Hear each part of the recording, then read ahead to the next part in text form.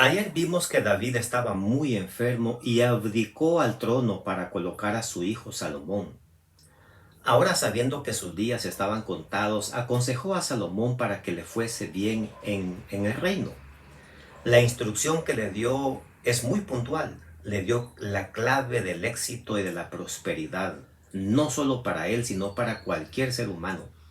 No consistía en el tamaño de su ejército, en la calidad de las armas o en hacer las murallas de Jerusalén más elevadas para defenderse. No, simplemente le dijo en el verso 3: guarda los mandatos del Señor tu Dios, andando en sus caminos, guardando sus estatutos, sus mandamientos, sus ordenanzas y sus testimonios, conforme a lo que está escrito en la ley de Moisés, para que prosperes en todo lo que hagas y donde quiera que vayas.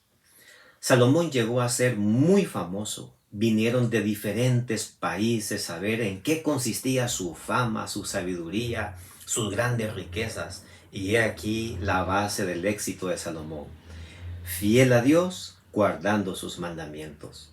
Muchos tristemente hoy día van por la vida luchando por obtener lo mismo que Salomón.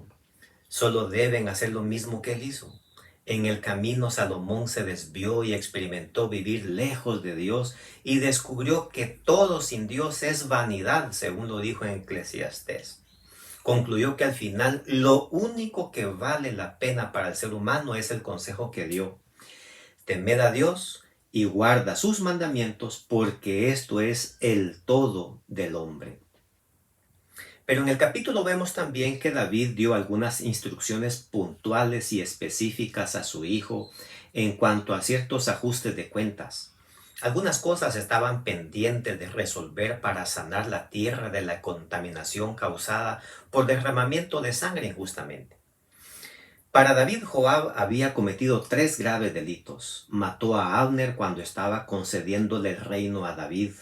Mató a Amasa, a quien David había nombrado en su lugar.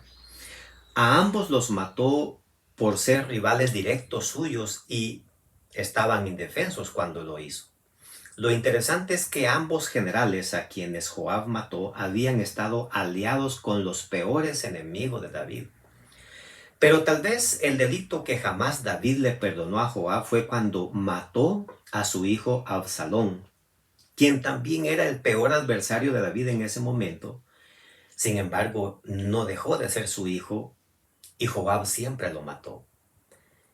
Entendiendo que David ya no lo quería, Joab, estando ya anciano David, creyó conveniente ahora aliarse con Adonías. Consideró que ya no valía la pena serle fiel a David y que ya estaba por morir. Y yo pienso que este fue tal vez el error más grave de Joab.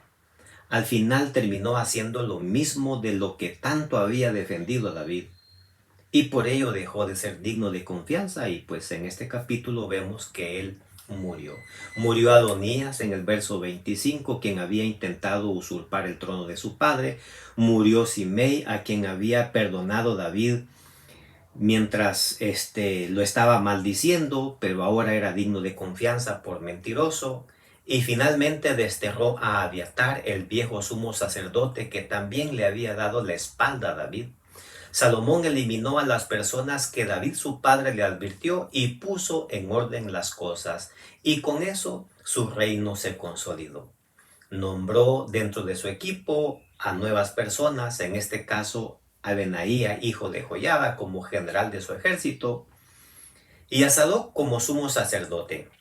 Y el verso 12 dice: Salomón entonces se sentó en el trono de David, su padre, y reinó, dice, y su reino fue finalmente muy, pero muy estable. ¿Por qué? Porque siguiendo el consejo de su padre, decidió ser fiel a Dios, guardando sus mandamientos. Vamos a disfrutar de aquí en adelante una etapa hermosa del reinado de Salomón, y habrá muchas enseñanzas para nuestra vida. Quiero invitarte para que con oración te unas a estudiar la Biblia. Abre la palabra de Dios. Subraya esos textos claves y aprende de memoria algún texto que te pueda servir en tu vida. Mientras tanto, yo te deseo que pases un hermoso día.